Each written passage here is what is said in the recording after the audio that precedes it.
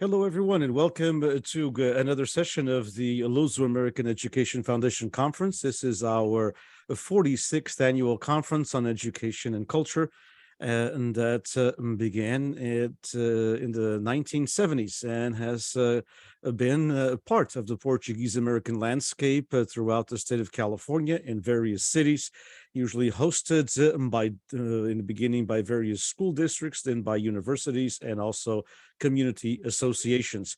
This is our afternoon session. We had two sessions this morning between 10 and 12, and this session will continue until 4, and then we will have a session between 4 and 5:30, Navigating the Future, the role of the Portuguese Hall in the 21st century, and at 5:30, Navigating the Future, perspectives from Gen X.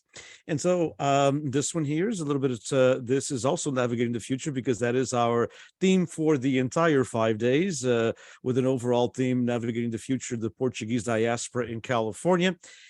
And of course, this one, perspectives from Luso American Education Scholarship recipients, and in this case, also someone who's involved in the Luso America through the advisory board and other facets of the organization.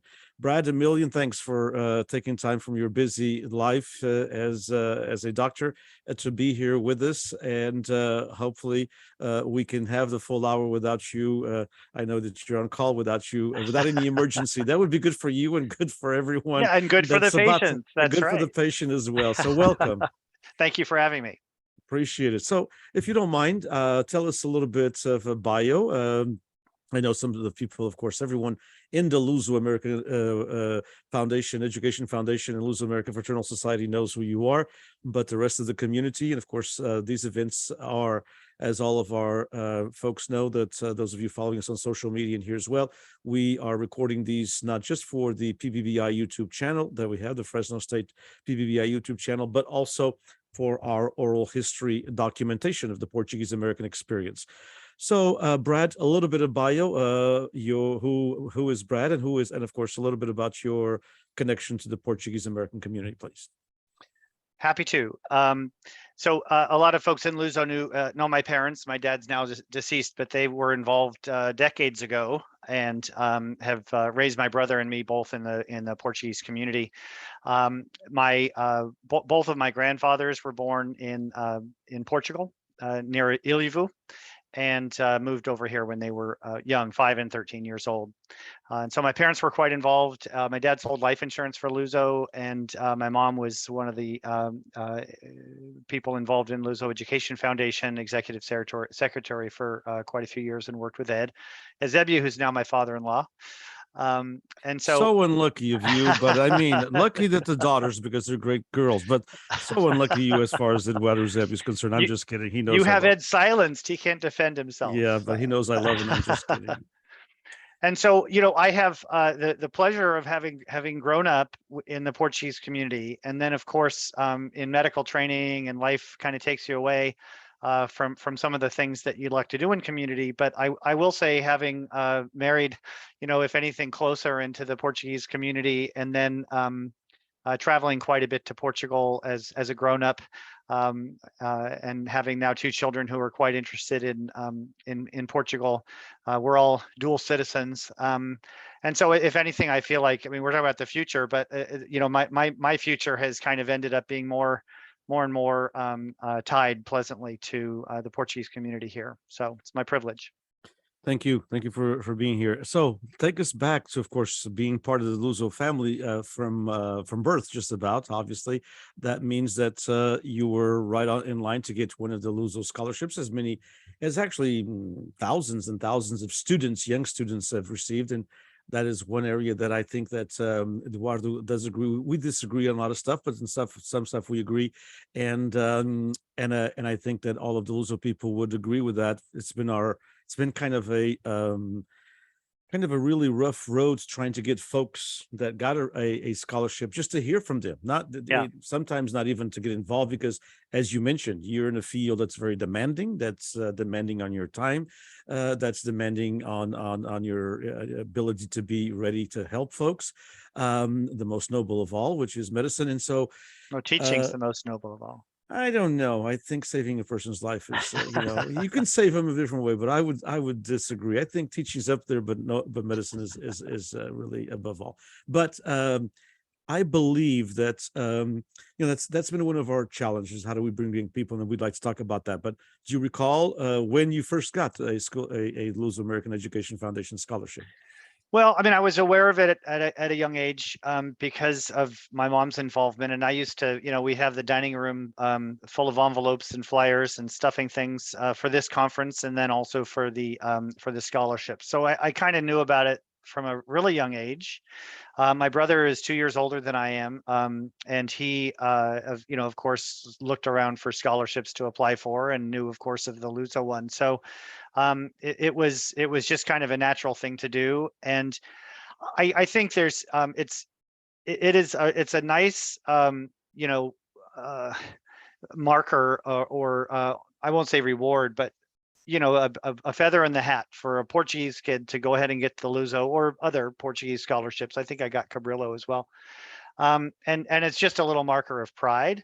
And so that was something I think early on that was clear. I will say at the time, I went to UCLA when it was, I think, $432 per quarter. I started there in 1988. And so the $500 scholarship actually covered a term, in college. And now I think it's over 12,000 to attend UC.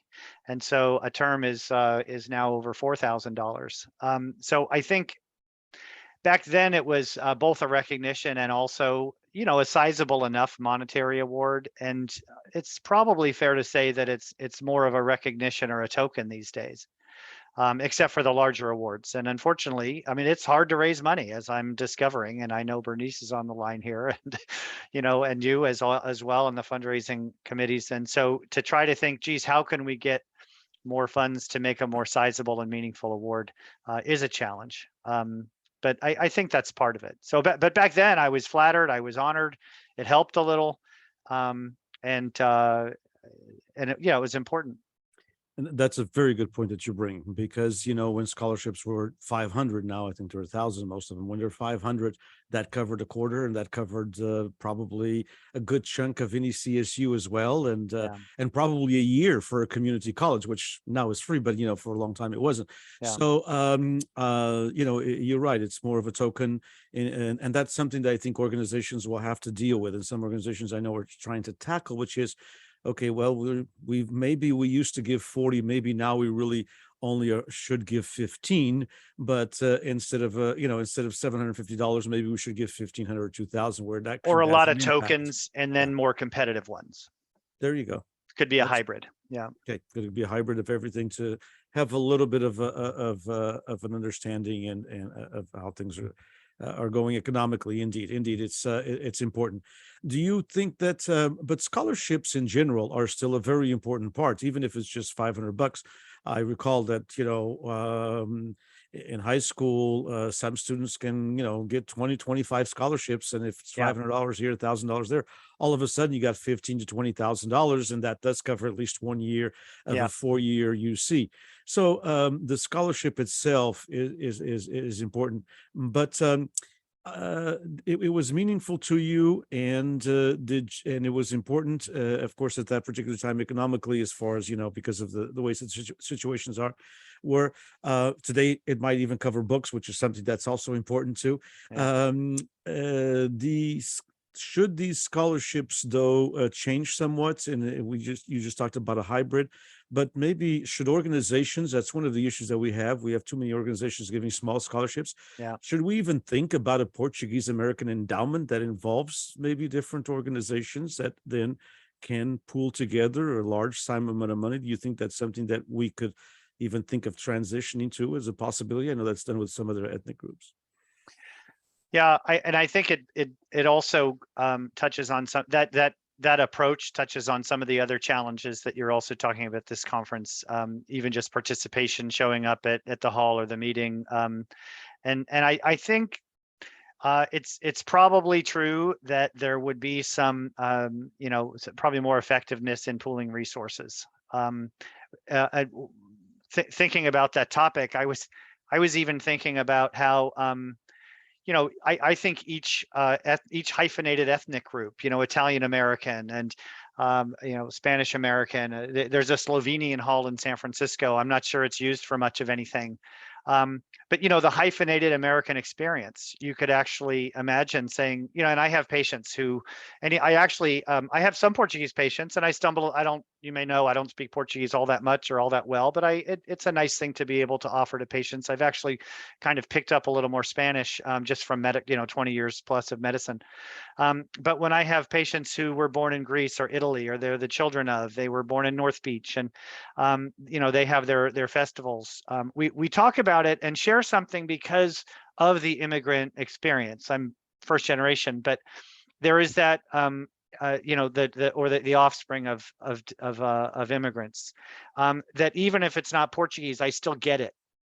And so, I mean, on an even grander scale, I could imagine, we might be a generation away from this, but I can imagine there being, the European American groups. I mean, you might actually dilute it enough, or not have your hyper focused Portuguese group to say, hey, we're all immigrants. That's part of the American experience. And in order to sort of have a critical mass of enough people to kind of go to a convention, it might be people who just share the love of that experience, and then they kind of talk about what their individual one is with Portugal, but you'll also hear about Italy and such. So that's a long answer to your question, but I think the short answer is, yeah, if there's different groups that have money but not enough to make a huge impact, and then you want to make it more competitive and college is so expensive, then yeah, pool the resources and make a Portuguese American scholarship writ large group. I could see that having more notability anyway. I agree with you. I think that's actually one of the thoughts that I'd like to, and because obviously we're not just going to talk about scholarships, as you know, for a whole 45 minutes. We're going to talk Yeah. about different things because I want to get your input, because you've been in the community, and at the same time, because of your studies and because of your challenging field, you've been also, have to spend a lot of time in career. And medicine has always been a career that people have to spend a lot of time in. But more and more, Brad, many careers you have to spend a lot of time in. And, with these things, we're always kind of hooked into our career independently of where we are at. So I'm wondering, from someone who has had to juggle this, grandson of immigrants, but who has, been so tied because of your parents' involvement in Luso-American and the Portuguese American community. And you've had to juggle this. How do you see this in the near futures, as maybe we have too many things? Sometimes we have, maybe we need to look at all of these festas and say, just like the idea you mentioned, maybe we do a Euro-American version of something that has all these ethnic groups. Which, by the way, the community college I teach part-time at for 22 years does an Euro-American festival, and there's a Portuguese table, there's a Italian table, there's a Greek table, there's a German table, etc. So maybe one of the things, what are your thoughts on all of these organizations? I know, for example, PFSA is an example of 5 organizations that came together. Today's Luso has SPRSI with it as well, and it had been other junctions that have happened in the past. What are your thoughts on in the future with no immigration and migration of our community? We talked a little bit about that in our panels yesterday, where traditionally Portuguese were like these pockets, and now they're in 510 cities in California. Yeah. There are people in cities in California in the last 20 years that weren't traditional up until the 1980s, after the push for education in your generation, and a little bit in mine, but certainly in yours and the one that that follows us, the ones that follow us. So what are your thoughts on some of these halls? And case in point, some areas in the Bay Area have like 3 halls within a few miles of each other, and these are properties that are worth millions in the Bay Area. If they would pool all together and keep one of the properties updated to a community center with lots of different things, as was mentioned yesterday, and then gosh, they could use they could start an endowment with the other That's 10 right. or $15 million that they're going to have. I'll make a little joke that I'm sure that even the people in those 3 halls would agree with you, as long as it's their hall. That was what happened with the PFSA in a way. Yeah, that's why they had to change the name, I believe, We because have the same thing in my office, right? Where we all, every doctor, we all share pretty best practices, but I have my way of doing my office and my notes, and I have and we all agree that sometimes if you're covering for another doctor, it'd be good if we all use the same kind of style writing our notes and stuff. And I've always joked, and it's true. I say, it's fine. We really should be using the same style as long as it's mine. So yeah, indeed, that's the challenge. that's a I'll make challenge. an analogy that there used to be well, there still is, you can't go in San Francisco 3 blocks without, well, maybe it's 3 or 5 blocks, whatever, without another Catholic church. Mhm, And their attendance is down too, right? And there's a lot of reasons for that, but mhm. people are mobile, and so why not just kind of do the same thing? And I think the limit, so if you think it's still important to see someone's face, to share a meal with them, to sit down with them in person, then it needs to be local. And so my problem we live in San Francisco, and there used to be a fair number of people in San Francisco, and there was a visit and everything. And now, I mean, we were driving our kids down to Mountain View to just get them to dance a couple of years in the convention. But what a nightmare it is driving down 101 at commute time. And so we didn't last long at that. And so I think to have kind of successful hauls, you need to be where people can get there. And as soon as you've got to drive a long way, it makes it pretty tough. And so, in San Francisco, it really would have to be a Euro-American community, because I know we've happened to talk about people oh, my grandfather's from San Miguel or whatever, but they're not going to be active in any sort of Portuguese community. But if there was a groundswell of people who were getting together for dinner and stuff, and it's more Euro-American, then they'll do that. Now, you're still going to be competing with, yeah, the churches got their crab feed for for their fundraiser. And I think part of it's a good thing, but part of it is that people, even within their locale, people have different activities that are pulling them, and the kids have sports. When I was growing up, who ever heard of a travel league or a club sport? Mhm. And so all of those things are pulling people out of the hall. Friday night there was the calamari dinner over in San Pablo, and number one, I was on duty for the hospital, on call for the hospital, but also, again, try to get across the Bay Bridge for a 7 o'clock dinner from San Francisco. It needs to be local.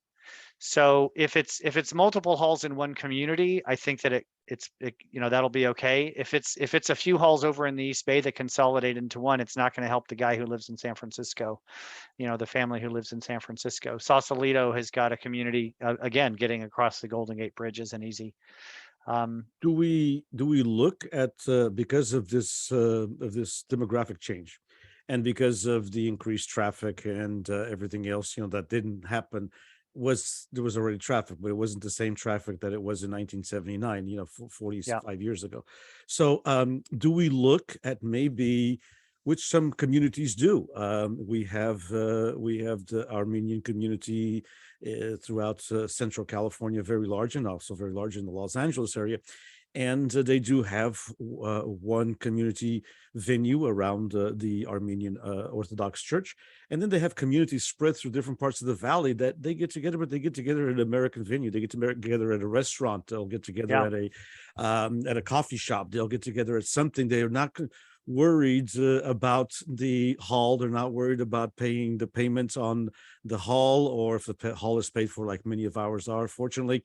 But they're not worried about raising money for insurances and for all this kind of stuff. They use basically American mainstream venues, albeit the Hispanic community. There is not an Hispanic. I live in a town that's 65% Hispanic. There is not a Spanish, or a Hispanic, I should say, a Mexican American, a hall. Yeah. But they use, they use the library rooms. They use the museum rooms. They will use, some of the Tulare County Fair venue for their events. San Pablo did that, with their agreement with the city. I mean, they no longer have to worry about that Yeah. overhead, that even if you have your hall paid for, but insurances and electricity and everything else, and maintenance, it's just so. What are your thoughts on some of these communities and even some of the ones that have halls transitioning into an area where we look more at the culture and we look more at how do we maintain the culture and mainstream it, and how do we revive a little bit of the language without having this burden of this overhead constantly, 365 days out of the year. Well, it's about getting people together. I think it always has been about getting people together. When it was easy to just kind of go, there was an open plot of land, and the immigrants built the barn or whatever it was, then that made sense. And nobody had a big enough spot to have everyone over in their backyard or their living room. And so, I think that and again, the Catholic Church analogy too. It's not about the building; it's about getting the community together. And you could imagine, I mean, if the problem is that potentially the expensive, then the meal is more expensive, because you're going to a restaurant. But sometimes that's a draw for people, right? I mean, there's something about people, if they're foodies, they want to sort of sample that restaurant, and that could be part of the draw. There's a little inequity there that you'd want to maybe sort of kind of have a big pot that people put in when they can, and then pay the bill. But no, I think it makes sense. And the thing is, when you already have halls, that's not the question. It's whether you should go build one. If you already have halls and decide there's a better use of that resource to put into an endowment, well, that's a bigger question that I think is quite valid.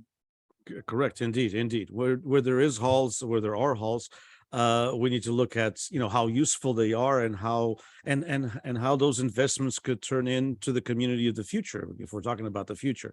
And where there aren't halls, indeed, and thanks for your wonderful suggestion, very social justice minded, which I love, which is, I mean, hey, some people can't pay that $55 meal. It's true. Maybe It's part of the true. endowment if you do sell True. the hall, part It's of the true. endowment is to subsidize meetings and dinner meetings that occur through Correct. the next few years, whatever. Do you think that we will ever get to that point? I mean, you know the community well, okay? You've stepped out, and because of your medicine, you're out. In other words, you're not out of the community, but you're busy, and you're not Yeah. the president of the local hall. For a matter of fact, I haven't been either, but that doesn't mean that we're not concerned and we're not, living the community in our own way. Do you think that this is a dialogue that people might be ready to take, and at least if they're not ready now, but they might be ready to take in maybe half a dozen years, because education levels have changed, and a lot of our young people are going, even in rural areas, they're going to college more and more, and mentalities change, and people become, not everyone gets married to a Portuguese American nowadays. Yeah. That's Yeah. changed drastically. Many of our panelists in the last few days are not, their partners are not Portuguese American. So is this a discussion that we might have to, you feel we might grow into, or is it something that it's just going to happen when no longer it's feasible, and we just kind of, the hall I think, falls apart? yeah, I think that if we don't talk about it, it's going to just by inertia dilute more and more. The folks that are frankly older, when they pass, people won't have taken the mantle on. And so it's going to happen just sort of by default. To talk about it, we need to, you sit down and you say, okay, what is the value of this? And I think, of course, there's a value. You need to define it and then make it attractive to the people who to have other choices. Indeed. And I think that there's I like how you've done the different generations, right? And an example of success is the Luso youth dances for the convention. These kids do an immense amount of work learning these dances. They come together frequently. They do their practices. Of course, there's a lot of the parents are really committed to it. And the reason they do it is because it's exciting. There's a little drudgery of the practice, and you gotta, I remember Arminda Polikas getting on everybody to get practicing back in the day when we did it. Because kids can be unruly, but they come together and they have a good time, and the convention's a big event. And then what else do we give them the rest of the year? And so taking that as a model of success, you have to, what do they like about that? They like making friends, and they feel like there's the music hopefully is fun, especially when, boy, I remember the first time Sacramento was dancing to Lady Gaga, right, doing Evita. And that's a little bit untraditional, and it's taboo, it's like, no, this is exciting for kids, right? So that sort of creativity, I think, is really admirable. I don't have that sort of creativity myself, but that gets the young people. If the young people are excited, then the young parents are gonna bring them wherever that is. All of that stuff is in person and hyper local, and I explained our difficulty in participating in it because of the long distances. So that has its own problems. I think that the people who probably, and I recognize this responsibility too, when Bernice asked me to participate in the board, the people who, I'm now middle-aged, but the ones, I think 20s, 30s was originally, hey, where are the youth going to go? And then that's the grooming for the older. So I'm a little past that age now, but it is still, there's a responsibility. And maybe there's a lot of folks like me who, as I've gotten older and done a little traveling, and said, hey, there's a part of this culture that I used to take for granted, but now I need to work to make sure it's part of my life. And I've spent a little more time trying to figure out, speaking Portuguese a little better. And you might like to know, I bought a guitarra portuguesa in Porto this past summer. I've played a little guitar for a few years, but I thought that might be worth a try. It looks very hard. But these are the things. Keep on going. Those things are important. I believe that a lot of the culture also, it has to be within the family.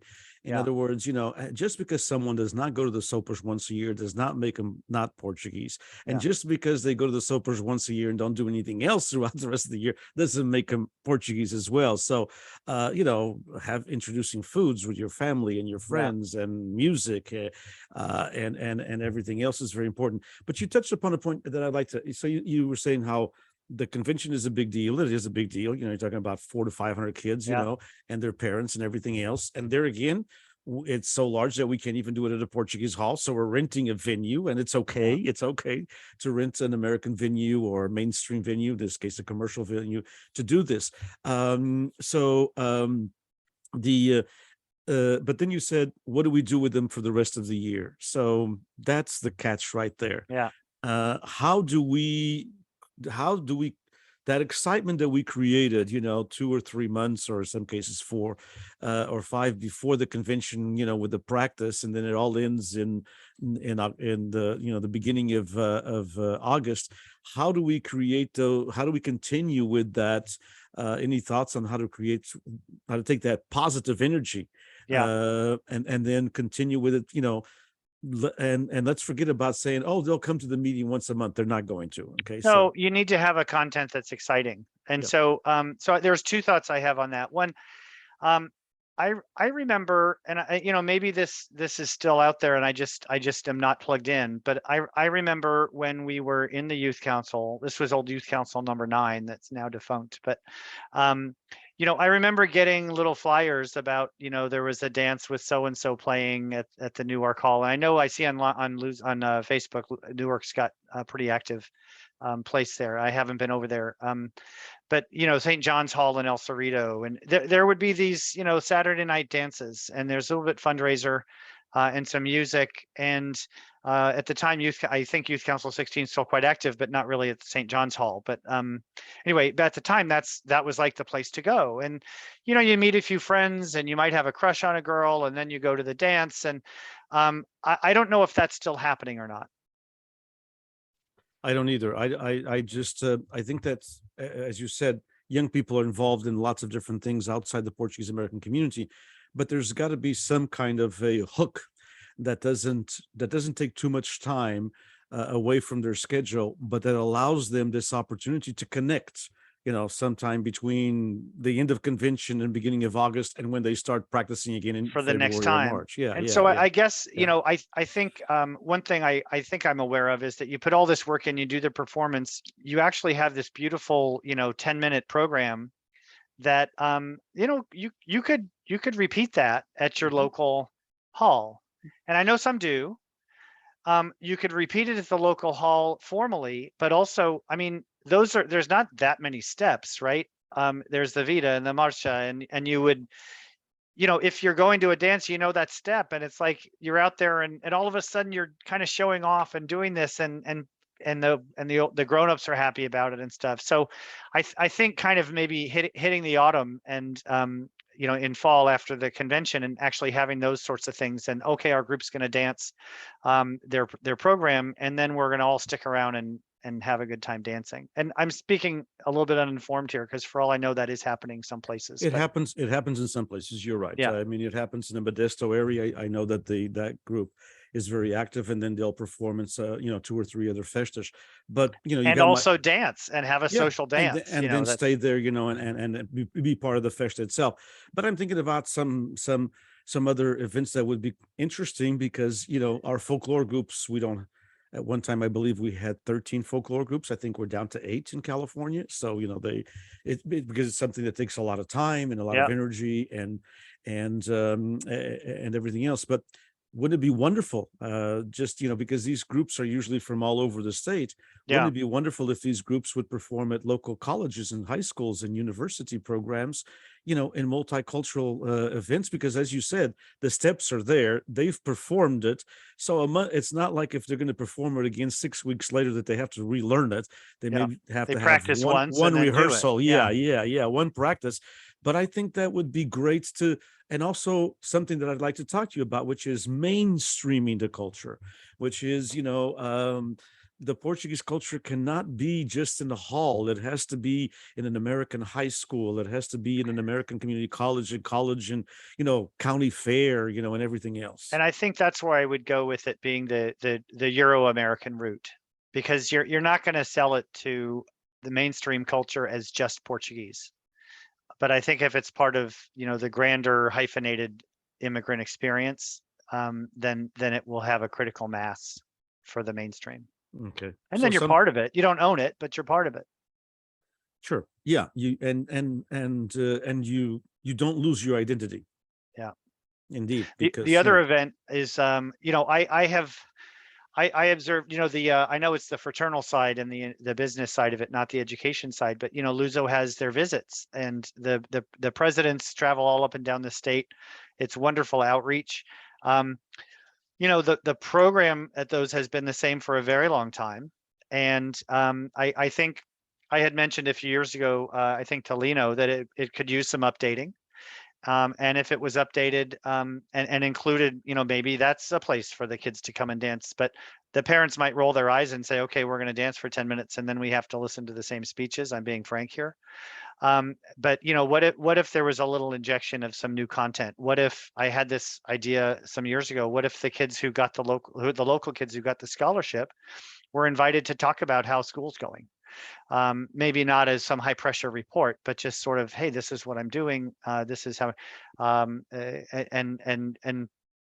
if you wanted to get really formal about it, you could say, where's your grandparents from? And give us a 3-minute,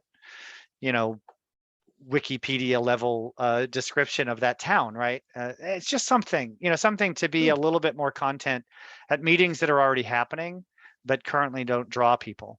This Good. again is all still in the value of face-to-face, and we haven't talked about digital, which I think actually plays a role as well. But that's for the value of the face-to-face meetings. Yeah, and I'd like to transition to the digital, because even in your profession, the digital is now different than what it was. I mean, for a long time, I talked to my doctor on Zoom, or some kind Right. of Microsoft Teams or something, that when the pandemic hit, and not just when the pandemic hit, a couple of times. It was there before, but I tell you, nothing changed it faster than the pandemic. Right, right. And that's And indeed, we can make that analogy, Yeah. Brad, to the Portuguese American community. Our problems existed before; they were just exacerbated by the pandemic, and it put us thinking about something.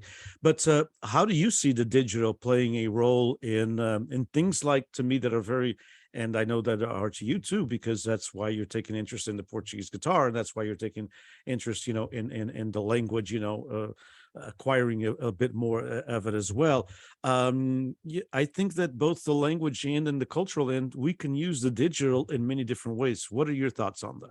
No, I think we have to. Did you mention yesterday you're at Fresno State, you were trying to get an in-person event and only 7 people signed up and then 37 were online. Mhm. And similar, we had a Luso board meeting earlier this month, and I know only a few people physically went to the boardroom, but I called in, and Mhm. because it's a long drive over there. So I think when there's content that can be achieved digitally, then do it digitally. And I think meetings are like that. This conference is a good example. And people can watch it on YouTube afterwards, and actually they could play it a little bit fast forward, right? Because our brains can hear faster than Brad could talk. Um, you miss the interaction, right? That depends on Danish being the guy who's able to engage his speakers, which you do so well. But you don't have that, the coffee after the meeting, networking or whatever. So admitting that, um, you can achieve a lot from the content with meetings.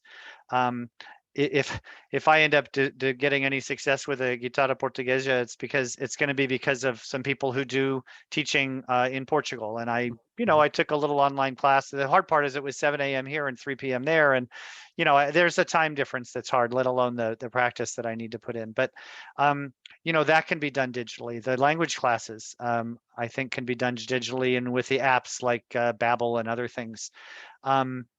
So wherever it's possible to let people do that in their 15 minutes of drive time or whatever, we shouldn't. The mistake would be to fight it and say, no, we've got to be in person to do this. That would be a mistake. We've got to say, hey, this is the way to go, and use it where it's appropriate. When you need to have a meal and you want to do some dancing, you get in person, and that should be the focus. And then when it comes to meetings and teaching and practicing music together, can be digital.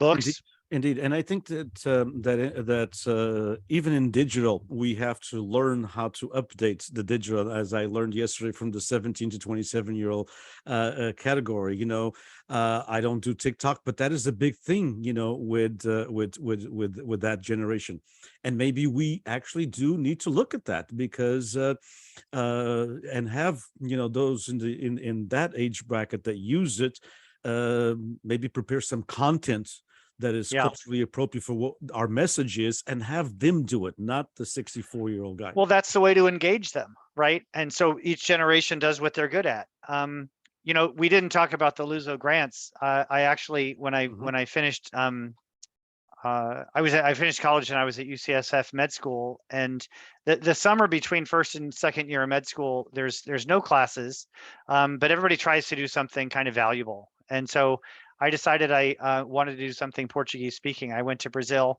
and I tagged along behind medical students who were on their OBGYN rotation. And so I got to practice a little bit of medicine, get your hands on, because it's an underserved country. And it's Brazilian dialect, but I mean, I was speaking Portuguese, and it was quite valuable. And I rented a room at a house of a lady who was associated with the university near Sao Paulo in Campinas. And the grant from Luso paid for the rent for the month, and it was $1,500, and it also covered something else. I don't know. It was more than a little bit of the airfare. And so that was frankly more valuable and impactful to me than the scholarship I got. It required me to go out of my way. It required me to come up with something valuable to prove to Luso that it was valuable. I think my Portuguese speaking skills were important, and I got a head start on practicing medicine. And so that would be the thing, or the ask, is to say, are there young people who can take their knowledge of TikTok, make it exciting for their generation, but make the content be Portuguese? whether that's speaking, whether that's their dance, whether that's what happened at the festa, and have it be exciting. And those are skills that I don't have.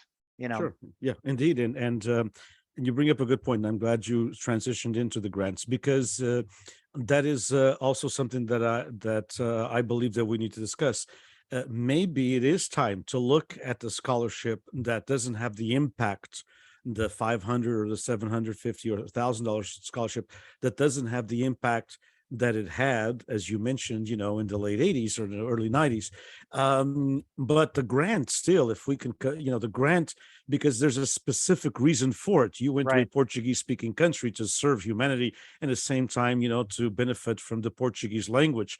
And we actually talked about this yesterday. It was the millennial panel. They all were unanimous. We need to get more young people to go to Portugal. We need more young people, whether it be the Azores, Madeira, or mainland Portugal, to experience some kind of a program there for 2 or 3 weeks or a month, and experience that. So maybe we need to look, all of us in the Portuguese American community, not just Luso, but the Cabrillo clubs and everything, everybody who's involved in scholarships. Maybe we need to look at the possibility of grants that actually get the students involved in the Portuguese American world by going to a Portuguese speaking country. Aaliyah, my wife, and Ed's daughter went to Portugal as part of what at the time the program was called Férias Jovens. And I don't know, that was the Portuguese government paying Yeah, for the children of immigrants to come. Yeah, it's gone, unfortunately. I mean, they have something different, but it's gone. I mean, if they would, we have, I think, a pretty good relationship with the consul, and the president was just here, and money's tight for any government, but I mean, isn't that something we could try to leverage with them? It might be. I think that more and more, I think we have to kind of be like, Do it yourself. Yeah, Israel's a great example and a bad example. Israel's a great example because the birthright, program is wonderful, and it would be something for the Portuguese to transition to. But it's a bad example because Portugal doesn't have the funding that the Israeli state has. But I do think that our community has wealth. I mean, and we have wealth in our community. Fortunately, not everybody is rich, but there's lots of people that have lots of resources. The fraternal organizations still have resources. The Portuguese halls, as we mentioned, if we could get them to consolidate and agree on one area and take this money and do an endowment, it would be great. We would have lots of money if we can do. And I know this is those of you that are following me have heard this 3 times already. Probably hear it 3 or 4 more times before Monday or Tuesday night, which is if we can pool up $85,000 for a bullfight, I think maybe we can pull up, $50,000, for 10 students to go to Portugal for a month. So I think I think we do have the resources, and I think Portugal, to your point, Brad, and I agree. I think what Portugal can provide for us is the contacts and those contact points that we need. And the dormitories or whatever. Yeah. Flat is great for that. Flat has a wonderful program called Study in Portugal Network, SIPN. Yeah, we just actually signed an agreement with it, or are signing an agreement with them at Fresno State, and it's a wonderful program because they don't give you any money, but they give you a world of contacts that if you had to pay for, it would cost each and every student another $500 or $600, to put that together. So there are these things. I think that in the community, my thoughts, and I'd like to get your opinion. I think that we need to kind of maybe restructure where we're at. I think some of the things we're doing, even culturally and even socially and festa-wise, made sense to a generation of 40 or 50 years ago, but may not make sense today. I think our priorities have changed by the way we are and who we are, but the community and it's not, I don't want to make a generalization, it's everybody, but the bigger percentage. I mean, what is going on in San Pablo is kind of an outlier in the Portuguese American world. It's not happening in every other hall, or it's not even happening in another 10 halls. It's just basically they're kind of a unique case with maybe 1 or 2 other examples. So What are your thoughts? I mean, things that worked, and we talked about technology, we talked about the grants and the scholarships, things that worked 40 years ago are not working today. We in the Luz American Education Foundation, as the director, we have a strong division on this conference. People think they should be alive, and and I'm of the belief that it will never be live again the way it was, because not just because of the pandemic, but because things are changing drastically in the world. So your thoughts on that? I mean, are we still operating some things the way we were operating 40 years ago, and the world is not the same? Yeah, that's a big big topic, and I think any ideas I have would be very unpolished. I would say that Give them to us. Unpolished ideas are great. well, I think that the main thing is one that I've already said, which is that the visits take a lot of work of the people who put them on, and they don't get a great turnout, and so that needs to be updated. Um, I guess I don't know. I try to think about what would make a family, choose to build their weekend around that activity, Hmm. as opposed, you really are competing with other activities. Hmm. And so many of them are the sports, which is hard to compete with. And in order to become a good student, you're studying all weekend, or a lot of it anyway. And you can't walk away from that. I guess I would just say that probably what would be a good thing to do is get the people who are in their young 20s and starting families, and say, what is it about the Portuguese experience that matters to you right now? And it's probably not going to be a linguiça sandwich. I love them, Me too, but but as a doctor, you probably don't encourage a lot of them. it's good for business. But Sure. if it's soccer, what if there's a youth soccer league? And I'm just literally thinking of this now, but I mean, 15 years ago or so, a lot of the folks who are, still quite active with their Irish heritage in San Francisco, they have a United Irish Cultural Center in San Francisco. And I know some of the families, even on our own church and school, they started the SF Glens, which is a club league. And yeah, you got to pay for it and everything, but Mhm. and it's not like you have to be Irish, but there is that heritage to it, and there's a little shamrock on their emblem. So I guess, geez, isn't soccer a Portuguese thing? And what if that was the new thing, or the next thing to make people travel for? People go to travel leagues, right? Why not travel for the Portuguese soccer Mhm. league? Mhm. Indeed. And maybe you wouldn't start your own, but people who are involved in soccer would be able to maybe piggyback on or become a big sponsor of some of the travel leagues out there. I don't even know what they are, but We're upon, the next 5 minutes or so, yeah. we're gonna have our hall, and I see some folks are already jumping on that are going to be on that panel on the role of the Portuguese hall in the 21st century. And that is actually a question I'm gonna ask, but I'd like to also ask you about it, because I've been asking different generations and different folks about this, which is exactly what you just said. The Irish community has a community center, or a community center based organization. Sometimes we don't look at our halls. We look at our halls as a physical building that's there for the festa, and maybe a few dinners, the calamari dinners, the whatever dinner, the Yeah. whatever dinner. But do we kind of need to in your perspective, and I will ask obviously the people in the halls what they think, but in your perspective, because I think we are all an intricate part of the Portuguese American community, we all have to listen to these ideas, and sometimes those of us who are in the particular area, when we are in an organization, sometimes we don't have that objectivity, because we're kind of very busy just trying to pay the bills and keep the organization going. The idea of turning these halls into community centers that have an array of events, as someone said yesterday, Jason Amarant suggested, that he said, here we are, young Portuguese Americans, that we have children that need to go into a daycare. I'd love there to be at a hall a Portuguese daycare where they would actually watch cartoons in Portuguese, and they Yeah. would have the opportunity to learn a little bit of that. So do we have to think, and I'm not saying that's the answer for every community, some it can work, some it will not, but do we have to think a little bit more outside the box and say, wait a second, maybe we are not just the Holy Ghost Festa Hall. Maybe we are the XYZ City Portuguese Community Center. What are your thoughts? I think that's true. And I think that,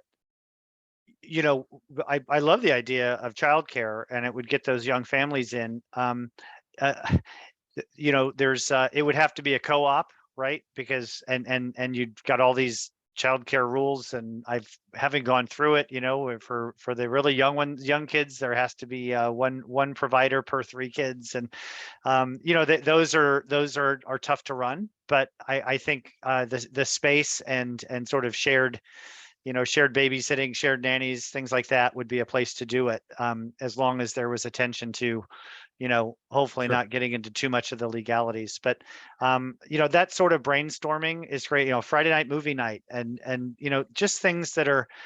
Part of it is that I think that there's an impression, or there's this expectation that, for instance, the dancing, it's got to be as polished as that convention performance.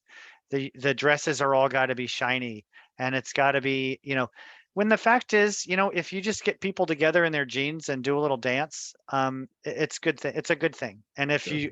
you just got whoever's projector and you put something up there, it's a good thing. So having it be that the value is getting together, and if it's polished, great. If it's not, we're just people getting together. I think that's probably a good focus for the local places, and brainstorming on what those activities would be. I will tell you, I know you have to move on. The No, Irish no, let's Cultural continue. Center has had We have their own time. issues Hmm. about, critical mass of, they had a restaurant in there. They ended up having to close the restaurant part. They are going to, maybe they're one generation, whatever, off sync from us, but there is dilution. I think there's dilution of every, hyphenated immigrant group. And so what are they going to do with that big space? And it's an example why, they could just open up their doors to all immigrant. We're having immigrant night, and do the immigrant fair the way you're describing with tables. I think that's going to be a good use of those spaces. And some of them are dedicated to Portuguese, and some of them are dedicated to bigger community events. Sure, indeed. And as we finish up, one of the ideas that I'd like to get your thoughts on, and also your commitment, if you could, which is, putting you on the spot, is one of the ideas, and we're going to use another word instead of the influencer idea, but the idea of recording short videos, like a minute and a half or 2 minutes or 3 at the top, and using Portuguese Immigrant Week. We have, of course, June as Portuguese Heritage Month in California, but for those of us who are in education, and you have kids who are going through school, that June is not a good month, because, Yeah. first of all, I mean, we can't change Dia de Portugal. It is on the 10th of June. We're not going to change it because of that. But other ethnicities, for example, Hispanic Heritage Month is in end of September and October, because it's a better time. So I think we need to look at that as well. And we do have an event that happens, which is Portuguese Immigrant Week, that's been signed by every single governor since Ronald Reagan it was governor in the 1970s, and so or late 60s. Portuguese Immigrant Week is usually always the second week of March. There's not a lot going on. It's during Lent, and a lot of things are not at it's kind of a standstill. So our idea is, and there's been work around that, and Luzo has been involved in PFSA and other organizations, but maybe do really a media blitz, whether it be through social media, obviously, but it's cheaper that way, and have people like Brad do a 2.5 minute presentation about who he is, his profession, how he got to med school and then to be a doctor, and how he treasures the Portuguese American part of his life. I think we are lacking role models in our community. We have them, but nobody knows who they are and where they're at. We don't put them out there. What do you think about something like that? Like maybe taking the month of March as that and trying to find, maybe 100 people throughout from Arcata to San Diego and doing these blitz and getting them out to schools that teach Portuguese and social media and everything else. And if you like the idea, would you commit to recording a video for us? Sure, I would commit to recording a video. On a personal note, my son is telling me, you better record a video for the auction item. On the Luso, the golf tournament, we're doing this online auction, which so far hasn't gained a lot of traction. And he goes, "Well, Dad, because you didn't do a video. You've got to do a video that says, don't you realize there's a cardiologist who's going to give you his cell phone you can call anytime for 12 months? Isn't that worth something, right?" That is. I may take you up on that one.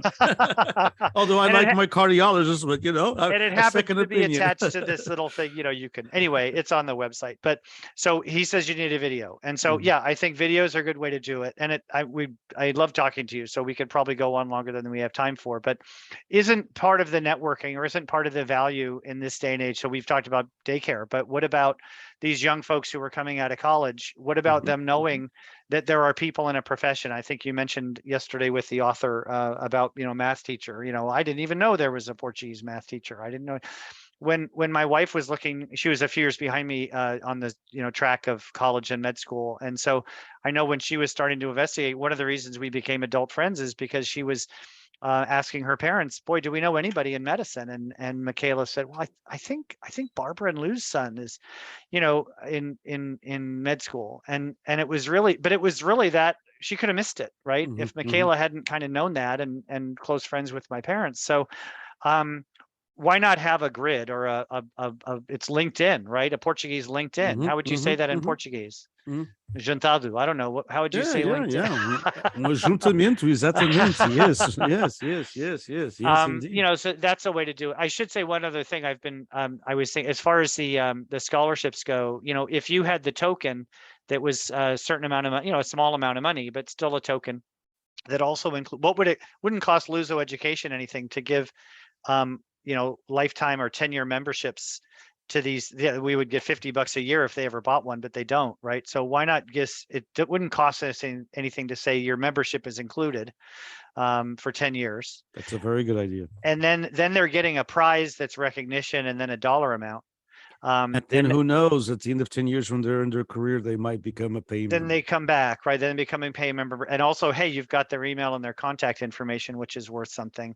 And then have a select few that are more competitive. And one last thing is just if the competition for those higher value scholarships isn't just grades and stuff, but it's also, hey, I showed up at 3 events this last year. One of the criteria or one of the things that is noted in the competition is participation. Indeed. No, those are some very good ideas. Wonderful. Brad, it was a pleasure. A pleasure and an honor to have you on. Thank you so much for taking time from your busy It was schedule. a pleasure to be here. I would stick around for the hall talk in person, but I have a couple of calls lined up. So yeah, please do. Thank you so much. Appreciate it, Brad. My pleasure. Good talking to you. Thank you. It was a pleasure. A pleasure was ours. Thank you. And what a wonderful conversation. I hope all of you that are following us on social media and here on the Zoom webinar agree with me that it was a fascinating conversation. Lots of good ideas there. So I hope that we all can take these ideas. And of course, I've taken notes, and they'll be part of the action items that we already did last year. And they were sent, to the different organizations. They were sent also to the Portuguese press. They were sent to the government offices, I should say, in Portugal through the Consul General of Portugal in San Francisco. It was sent to him.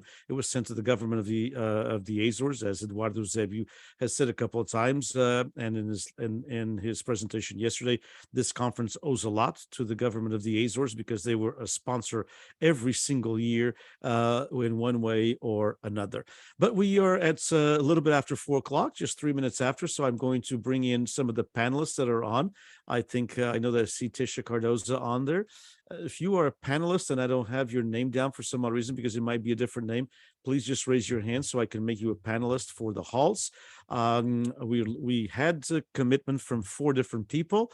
I only see one, maybe two on here so far, but hopefully you can also let me know. Oh, there she is. There's one more. That's right.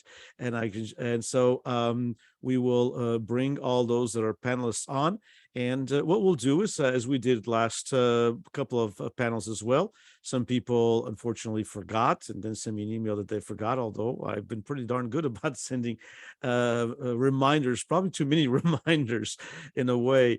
But if some folks forgot for one reason or another, then they can join us later. That happened yesterday a couple of times. People also having some issues with technology as well.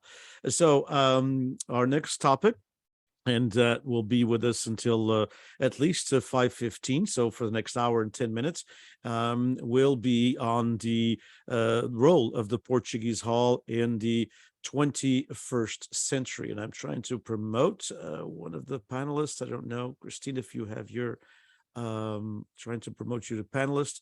Let me stop here the recording real quick. And okay, here we go.